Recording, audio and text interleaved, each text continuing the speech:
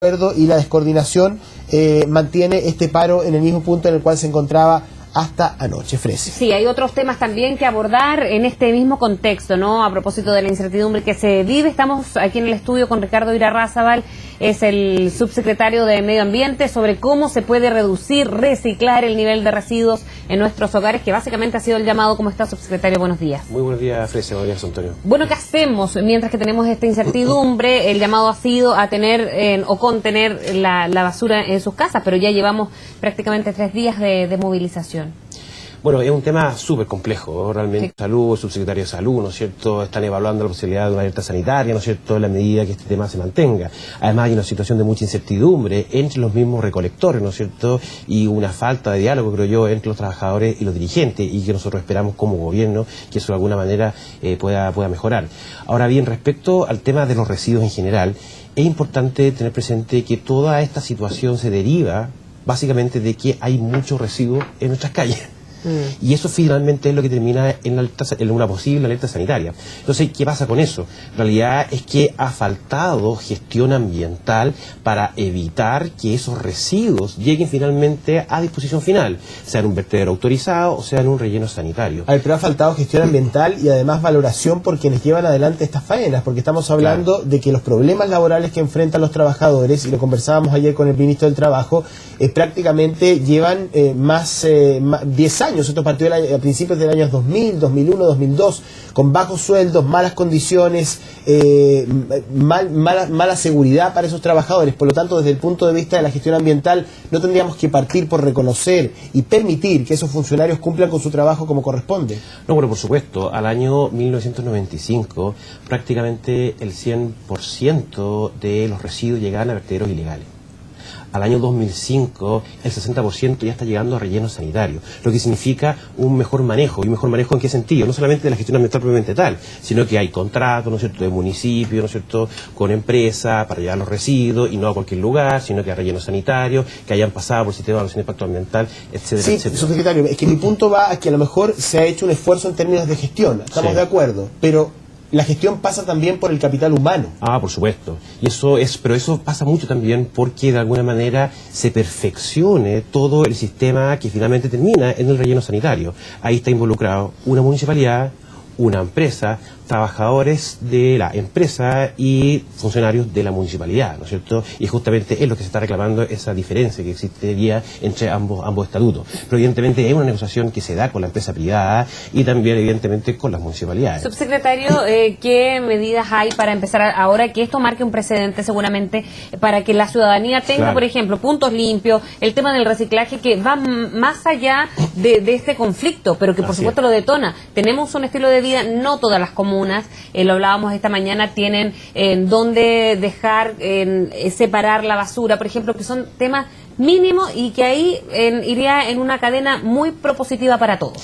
Bueno, yo agradezco mucho la entrevista en realidad, porque este tema que es bastante negativo también da pie justamente para hablar de temas más positivos. Y cambiar hábitos. Exactamente. En ese sentido, cuando nosotros hablamos de disposición final, que es esta situación, recolección, relleno sanitario o vertedero autorizado en su caso, es un poco un fracaso de la gestión ambiental. Porque nosotros lo que tenemos que hacer es evitar que ese residuo llegue finalmente a disposición final. ¿Tú cómo lo evitas? En primer lugar, previniendo que se produzca el residuo. En segundo lugar, para que la gente entienda, ¿qué significa a disposición final? Es decir, que haya menos volumen de basura en los vertederos. Exactamente, y menos peligroso también. Son dos temas muy claros. Menos volumen y temas de peligrosidad. Y menos residuos peligrosos. O sea, ¿cómo tú evitas eso? En primer lugar, bueno, que no se produzca el residuo. Si no se puede, que se reduzca. En tercer lugar, que se reutilice. Bueno, evidentemente, y en cuarto lugar, que se recicle. Son las famosas 3R de la sustentabilidad, ¿no es cierto? Es reducir, reutilizar y reciclar. Evidentemente, es más barato reutilizar que reciclar, porque reciclar es usar lo mismo para algo distinto. Reutilizar es usarlo para lo mismo. Probablemente hay falta de cultura de información. ¿Cómo yo puedo reducir los volúmenes de basura en mi casa? Bueno, ahí hay muchos datos, en el fondo, que todo el mundo los conoce, ¿no es cierto? Pero es bueno siempre volver a repetirlo. En primer lugar, es muy importante si hay un punto limpio y está la voluntad de llevar nuestros residuos al punto limpio, bueno, separar lo orgánico de lo que es inerte, en primer lugar.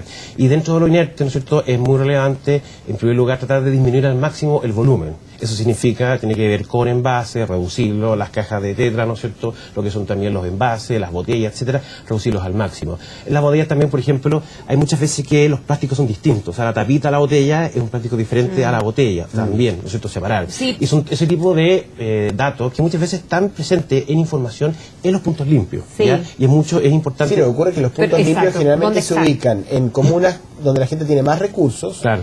En primer lugar, donde la gente tiene auto para poder cargar los residuos y llevarlos al punto limpio. Pero ¿qué pasa en comunas que son súper grandes, que son muy populosas y donde hay un punto limpio cada miles y miles de cuadras? Por eso claro, y ahí estamos en otro tema que es muy relevante. ¿Cómo podemos potenciar de reciclaje?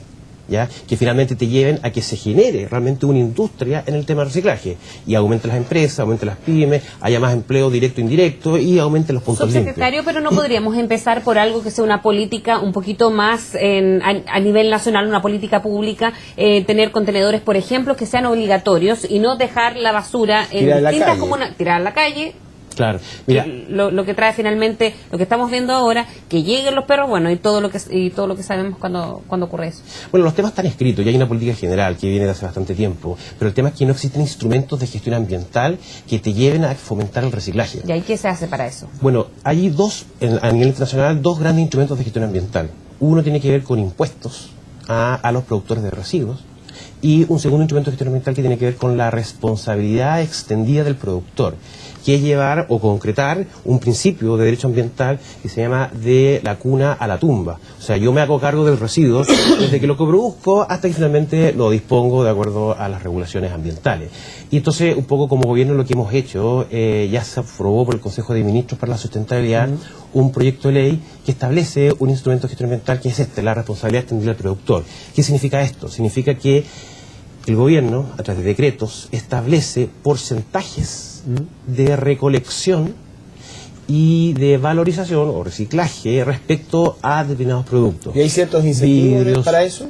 Bueno, el incentivo... Porque hoy día, más allá de mi conciencia ambiental, ¿qué incentivos tengo yo para separar la basura, maximizar mi capacidad de reducir volumen? Claro, es que el incentivo va a estar dado porque las empresas productoras de esos residuos, la distribuidora, por ejemplo, de botella, ¿no es cierto?, de bebida, ¿no es cierto?, que tiene que hacerse cargo de cumplir ese porcentaje y de acreditar que ese porcentaje se cumpla, ellos van a tener la gran tarea, evidentemente en conjunto con el Estado, de tener que educar o tener que viabilizar que se pueda cumplir con esas metas de valorización. Porque hoy día yo, en el pago de mis contribuciones, uno paga ahí un ítem que tiene que ver con el aseo. Así es. Ahora, si usted me dice, ¿sabe qué? Le reduzco el pago de contribuciones y usted separe la basura y haga el esfuerzo, lo hago. Claro. Pero hoy día existen incentivos reales para que las personas pongan en práctica, más allá de la conciencia ambiental que todos deberíamos tener. Claro. Pero hablemos de política pública. Sí. ¿Hay incentivos reales para que las personas entren en un camino de sustentabilidad en esta materia o no? Más allá de la conciencia ambiental, José Antonio, no existen, porque no hay instrumentos de gestión ambiental que se hagan cargo del reciclaje. Por eso, es un tema de voluntad política del alcalde respectivo, ¿no es cierto?, especialmente las comunas más ricas, como tú has mencionado, que generan estos puntos limpios. Entonces el tema es cómo tú realmente piensas en un instrumento de gestión ambiental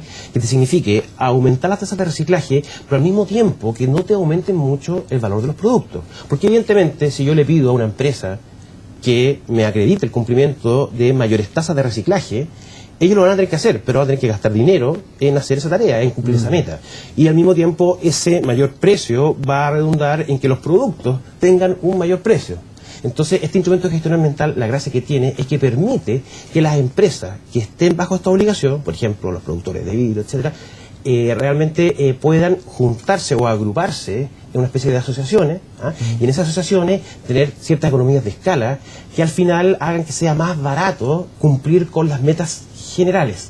Y de esa forma el precio de los productos no subiría en forma considerable. De hecho, los cálculos que nosotros hemos hecho como ministerio en este proyecto de ley es que los precios de los productos aumentarían entre un 1 y un 2%. Ya incluirían en un desglose lo que del precio del producto significa el reciclaje del mismo. Y es una cuestión que también es bien importante, la información y la rotulación, y también cuestiones que tienen que ver con lo que es el diseño de los productos y la certificación. Más información al consumidor para que la conciencia ambiental actúe y yo elija los productos, ¿no es cierto?, que se reciclen más. Y ahora en el corto plazo, de aquí a esperar ver qué es lo que se resuelve, si es que se resuelve, ¿cuál es el llamado? Bueno, ojo, que es un proyecto respecto, hay mucho apoyo.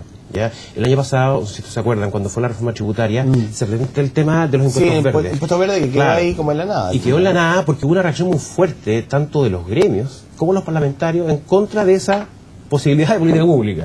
Entonces, ¿qué hicimos? Nosotros recogimos todos los planteamientos de la industria, nos juntamos con los gremios, nos juntamos también con parlamentarios, y realmente hay mucho apoyo a generar este nuevo instrumento de gestión ambiental que es la responsabilidad extendida del productor.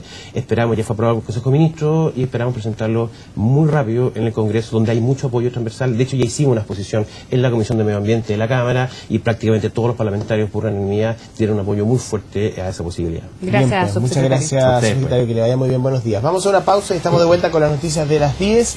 Actualizamos lo que ocurre a esta hora en las calles de Santiago. Realmente, en qué queda este paro de recolectores de basura que en un principio anunciado iba a ser depuesto.